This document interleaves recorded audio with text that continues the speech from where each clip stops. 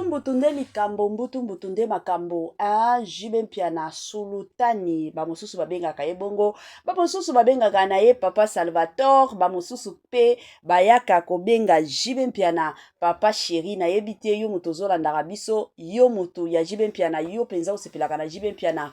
Kombo nini obengaka Papa Chéri. Yako komaka na ba commentaire la famille. Biso tolingaka tosepelaka pe na makambo oyo. Po ba kombo plutôt obobengaka Papa Chéri esalaka toujours malamu.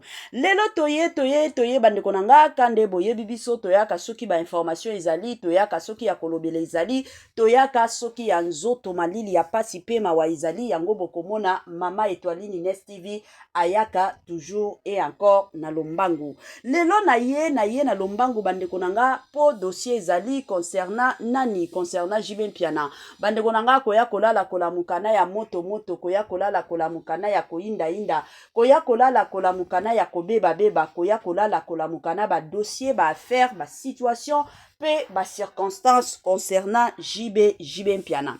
Jibe Mpiana asali nini makambo aliwa tango tobetaka déjà lisolo ya liwa bandeko nanga na bandi ebele ya batu biso nyonso toyebi ke liwa ebangisaka mutu nyonso ezalaka biso nyonso toyebi ke un jour tokokufaka mais kobeta lisolo ya liwa la famille ebangisaka batu nyonso ezala mutu oya sambelaka o ezala mutu oya sambelaka te en tout cas face à face ya liwa mutu nyonso abangaka.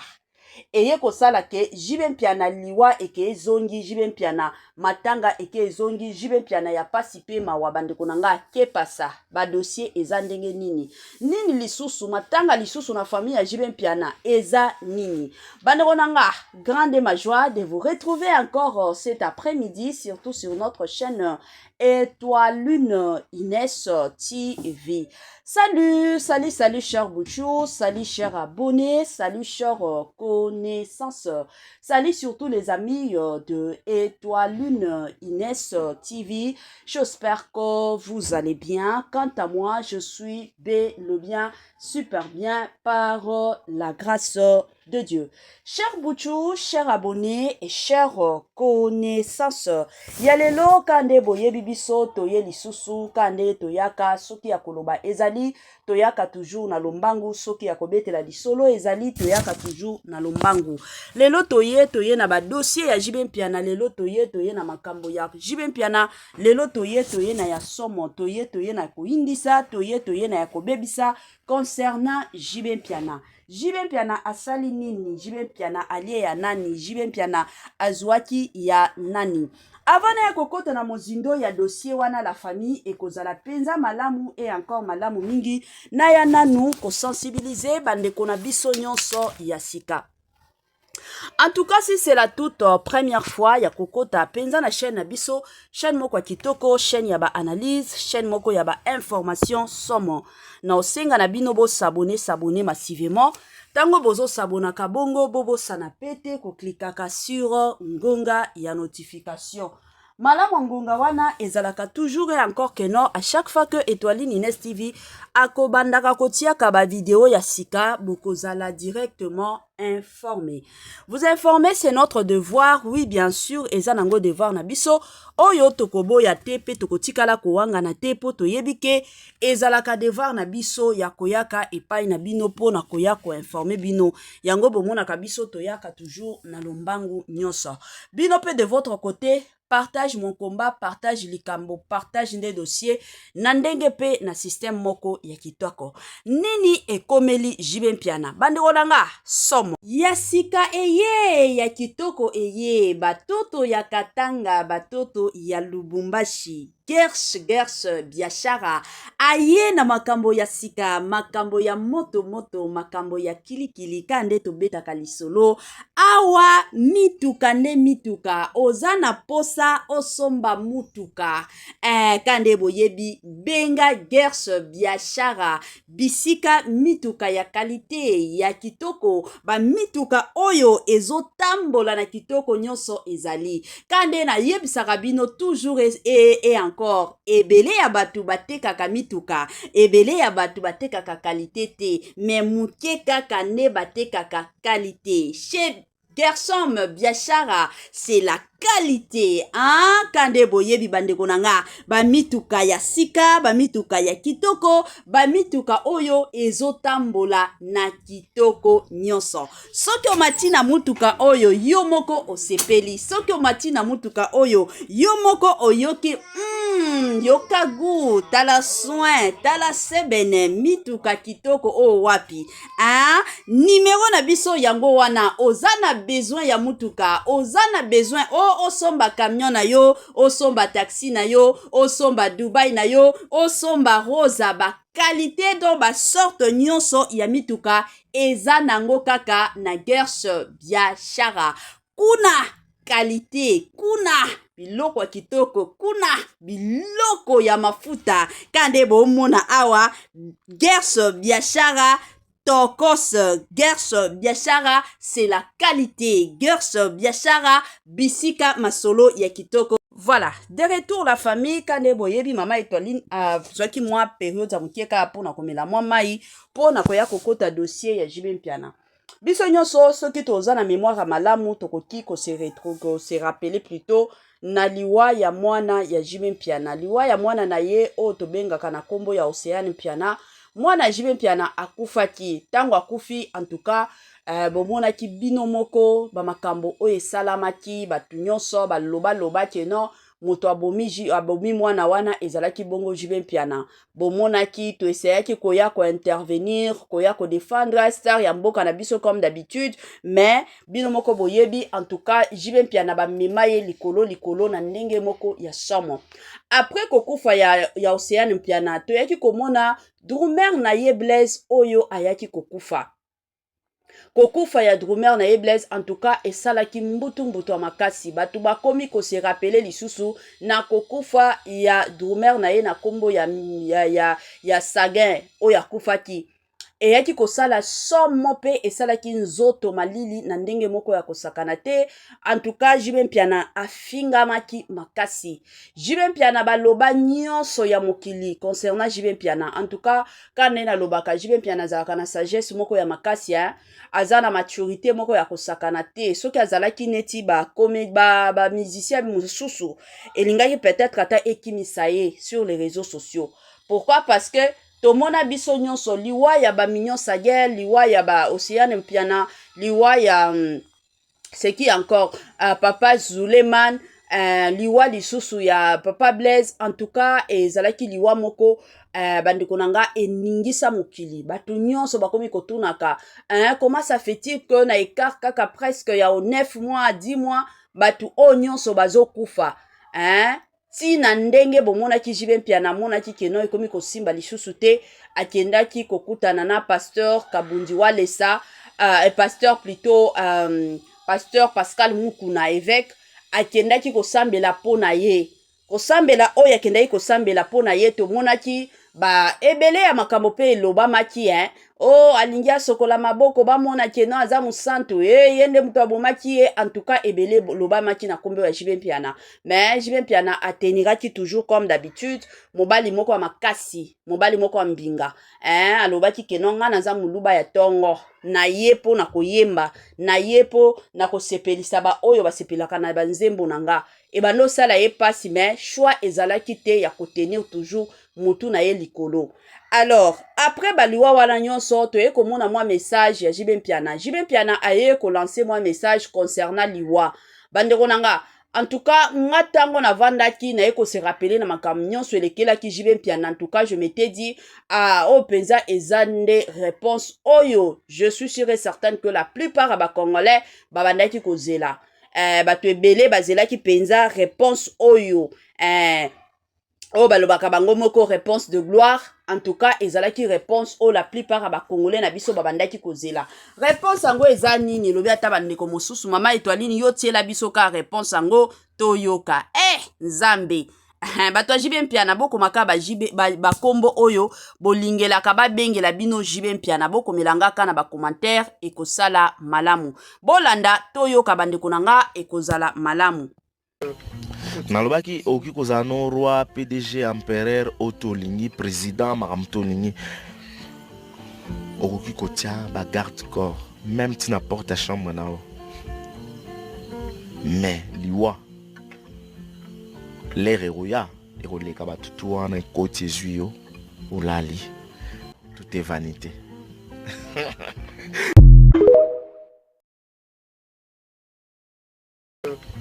Nalobaki oki kozala no roi PDG empereur otolingi président makambo tolingi okoki kotia ba garde corps même tina porte à chambre nao. Mais liwa l'air eroya ekoleka batutu wana ekoti ezwi yo olali. Tout est vanité.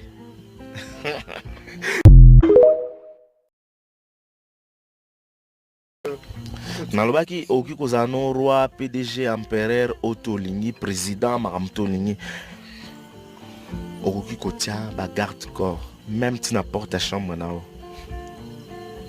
Mais liwa l'air eroya ekoleka batutu wana ekoti ezwi yo olali. Tout est vanité.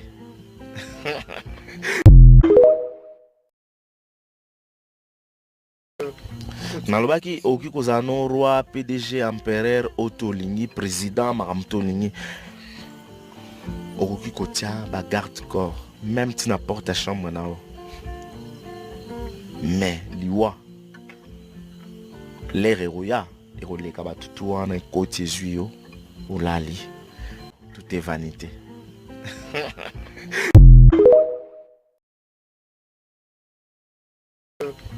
Nalobaki oki kozala no roi PDG empereur otolingi président makambo tolingi okoki kotia ba garde corps même tina porte à chambre nao. Mais liwa l'air eroya ekoleka batutu wana ekoti ezwi yo olali. Tout est vanité.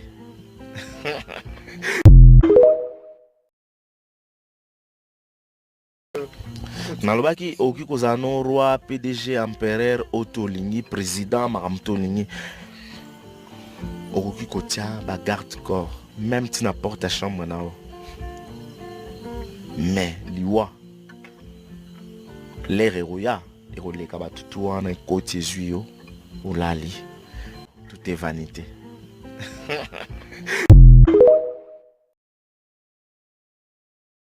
Voilà. Oyo ezalaki penza réponse de la gloire, réponse oyo je suis sûre et certaine que la plupart abatu babandaki kozela. Hein? Po ba koloba ebele sur kombo ya Jibe Mpiana ezalaki na niveau moko ya kosakana te. Nalobaka toujours liwa bandeko nanga ata soki obatami.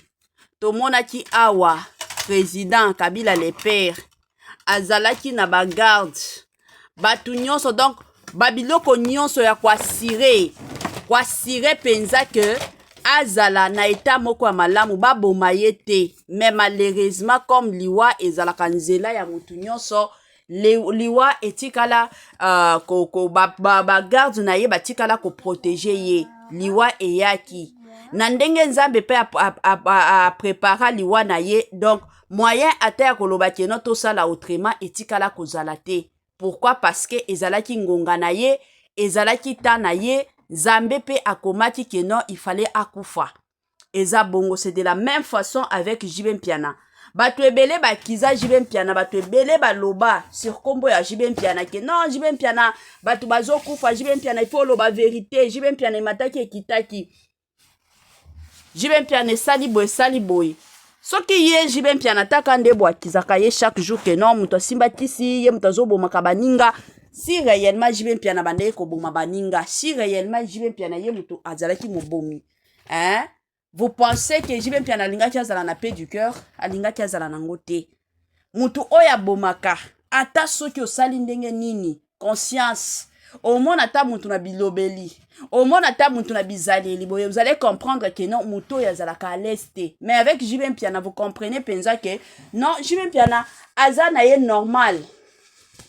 Tension ça va. Makamna ye nyonso ça va. Azata na problème na mutu te. Jibe Mpiana.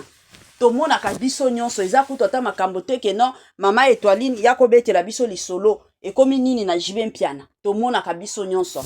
Donc pona koya ko faire bino croire et voir que liwa kande boyoki Jibe Mpiana liwa ata soki obatami soki eza mkolole na yo ya kokufa okokufa kaka Kande to mona ka batu mosusu mosusu ake ko sokola kana nzela ko sokola wana nde nzela akufeli.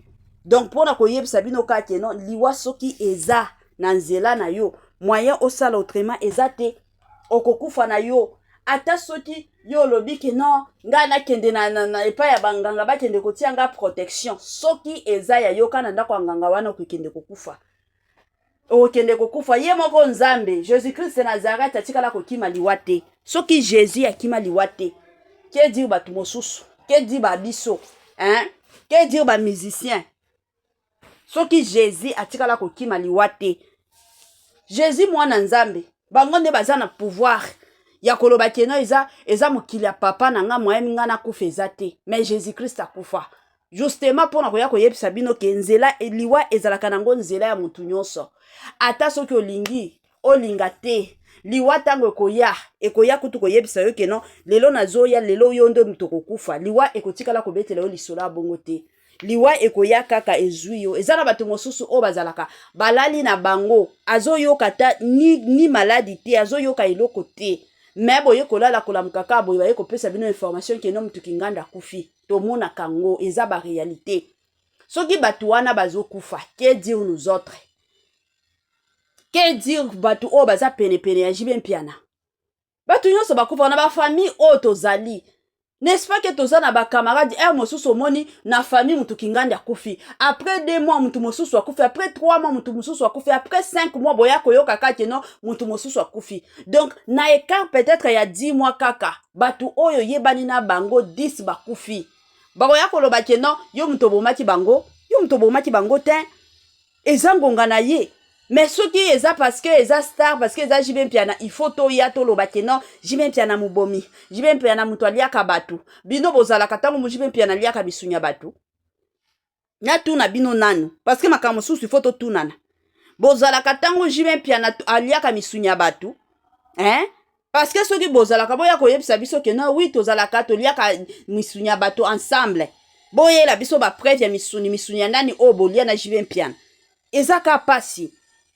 Soki lelo otomoni ba communauté mosusu komi kofinga communauté congolaise c'est parce que nous-mêmes congolais nous sommes à la base, je le dis bien, parce que nous-mêmes congolais toza à la base ya mafinga bato baya kofinga communauté na biso. Toyebaka te ndenge nini na ko valoriser ba star mboka na biso. Biso to préféraka na biso kaka to ya ko sabola to ya kofinga. Tozalaka na tante ke to ya ko valoriser bango. Ya sika eye, ya kitoko eye, batoto ya Katanga, batoto ya Lubumbashi. Gersh biashara aye na makambo ya sika, makambo ya moto makambo ya kilikili kande to beta kalisolo awa mituka nde mituka ozana posa osomba mutuka kande boyebi benga Gersh biashara bisika mituka ya kalite ya kitoko ba mituka oyo ezotambola na kitoko nyonso ezali kande na yebisaka bino toujours et encore ebele ya batu batekaka mituka ebele ya batu batekaka kalite te mais muke kaka ne batekaka kalite chez Gershom biashara c'est la qualité kande boyebi bandeko nanga ba mituka ya sika ba mituka ya kitoko ba mituka oyo ezotambola na kitoko nyonso soki omati na mutuka oyo yo moko osepeli soki omati na mutuka oyo yo moko oyoki yoka gu tala soin tala sebene mituka kitoko o wapi numéro na biso yango wana ozana besoin ya mutuka ozana besoin osomba camion na yo osomba taxi na yo osomba Dubai na yo osomba rosa ba qualité do ba sorte nyonso ya mituka eza nango kaka na Gersh biashara kuna qualité kuna biloko kitoko kuna biloko ya mafuta kande bomona awa Gersh biashara Tokos Gersh biashara c'est la qualité Gersh biashara bisika masolo ya kitoko